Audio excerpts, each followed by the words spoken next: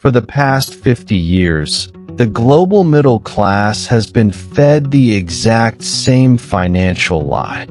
If you want to build generational wealth, you buy residential real estate. We've been told to save up for a down payment, purchase a multi-family apartment building, collect the rent checks, and ride off into the sunset of passive income. But if you speak to any actual independent landlord in the modern economy, they will tell you the brutal truth. Residential real estate has transformed from a wealth vehicle into a psychological trap. The modern residential landlord is not an investor. They are a glorified crisis manager.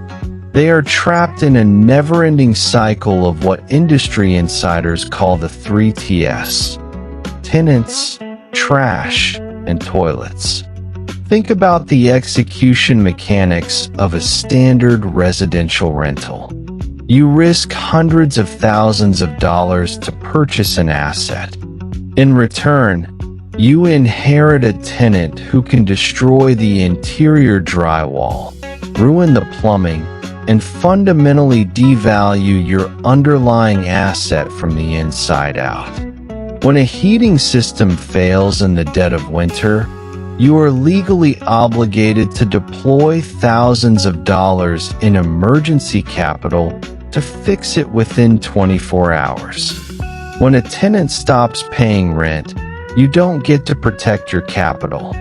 Instead, you enter a broken, bureaucratic legal system, spending 6 months and thousands of dollars in legal fees just to execute a basic eviction. But while the amateur retail investor is fighting over residential properties, the smartest private equity searchers and institutional multimillionaires are quietly executing a completely different blueprint. They are shifting hundreds of millions of dollars out of residential complexes and pouring it into an asset class that requires zero residential maintenance, zero human tenants, and holds an astonishing 92% industry success rate. They are buying pure air. They are buying empty metal boxes. Welcome to the hidden, unglamorous world of industrial self-storage. When you strip away the emotional romance of investing and look strictly at the raw physics of business, self-storage is structurally superior to almost every other asset class on Earth. Think about the fundamental contrast. When you own a concrete box with a rolling steel door, you do not provide flooring. You do not provide drywall, insulation, central air conditioning, luxury kitchen countertops, or complex plumbing systems. Your asset is comprised entirely of galvanized steel, poured concrete, and a heavy-duty padlock.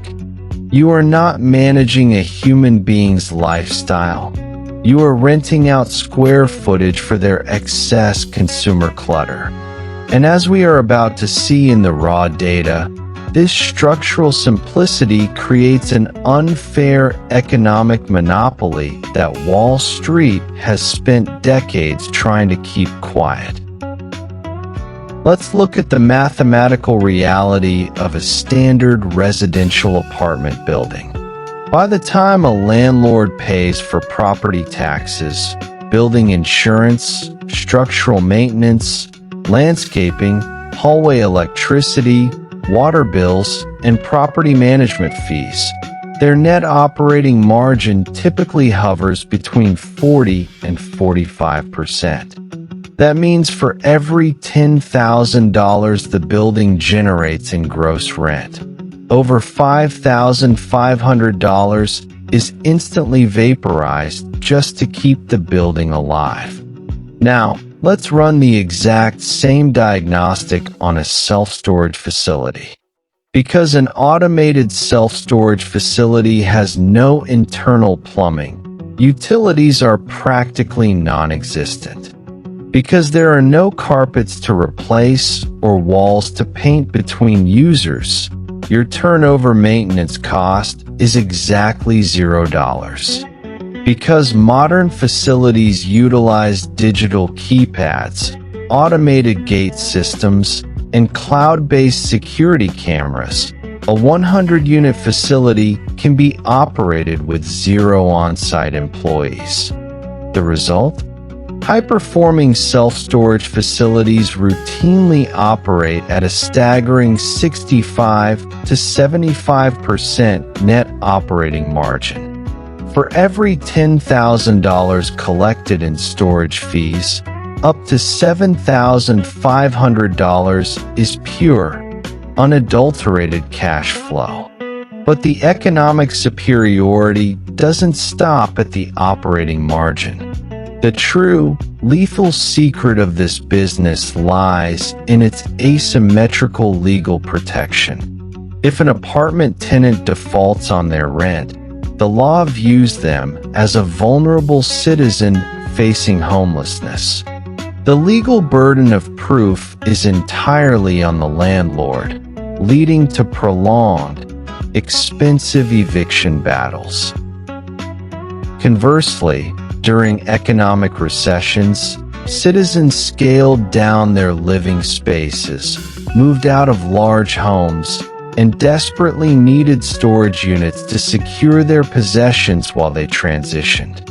In other words, self-storage was revealed to be a fundamentally recession-proof asset class. It captured financial upside during a boom and experienced an absolute surge in demand during an economic collapse. When massive corporate investment funds realized this, they initiated what can only be described as a quiet, calculated institutional takeover. Megafirms and publicly traded real estate investment trusts began deploying billions of dollars to acquire independent facilities across the country. The strategy deployed by these mega funds was brilliant in its algorithmic simplicity. They realized that because the underlying real estate asset was so basic, its profitability could be scaled exponentially through direct digitization. They created massive regional monopolies, systematically outcompeting local independent owners who couldn't match their digital marketing budgets or data-driven management software. Today, institutional capital controls a dominant share of the primary self-storage markets worldwide, pulling in massive dividends from a highly automated, quietly consolidated empire of concrete and steel. To effectively navigate this landscape as an independent investor, you must understand that the modern self-storage industry is not a monolith. It is segmented into 4 distinct asset classes, each possessing its own unique risk profile, development cost, and cash flow dynamic. The first and most common tier is traditional drive-up storage. These are standard, unconditioned ambient buildings constructed out of heavy-gauge corrugated steel. They feature rolling exterior doors where a customer can drive a vehicle directly up to the perimeter of their unit to load and unload their items. The primary advantage of drive-up units is their incredibly low construction and capital expenditure footprint. There are no internal hallways to clean, no complex ventilation systems to service, and the property can handle substantial wear and tear over decades without requiring cosmetic updates. The second major tier is climate-controlled storage. These facilities are typically multi-story concrete structures or insulated buildings designed to maintain a strict temperature range and humidity level year-round. While climate-controlled facilities require significantly higher initial construction costs and continuous energy expenditure to run industrial HVAC units, they unlock a vastly superior demographic of high-paying customers. Individuals storing high-value furniture, critical business documents, expensive electronics, clothing, and delicate family heirlooms are willing to pay a premium rate of 30 to 50% more per square foot compared to standard drive-up units. Furthermore, climate-controlled properties suffer from incredibly low customer turnover, as individuals are highly reluctant to relocate sensitive, valuable items once they are safely secured in a controlled environment. The third tier represents boat and RV storage.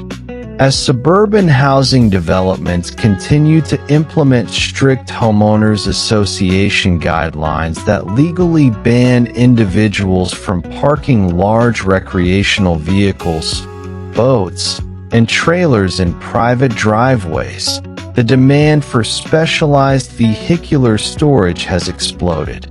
These properties can range from simple outdoor fenced gravel lots with covered structural canopies to fully enclosed, automated pull-through bays. The unit economics here are highly attractive because the physical asset requires minimal development infrastructure. You are effectively renting out open ground space, requiring almost zero structural maintenance, minimal lighting expenses, and basic perimeter security monitoring. The final emerging tier is portable and containerized storage. This model entirely flips the geographic constraint of traditional real estate by delivering mobile storage containers directly to a customer's driveway. The customer loads the unit at their own pace, and the operating company picks up the physical container to store it inside a highly optimized, centralized industrial warehouse facility.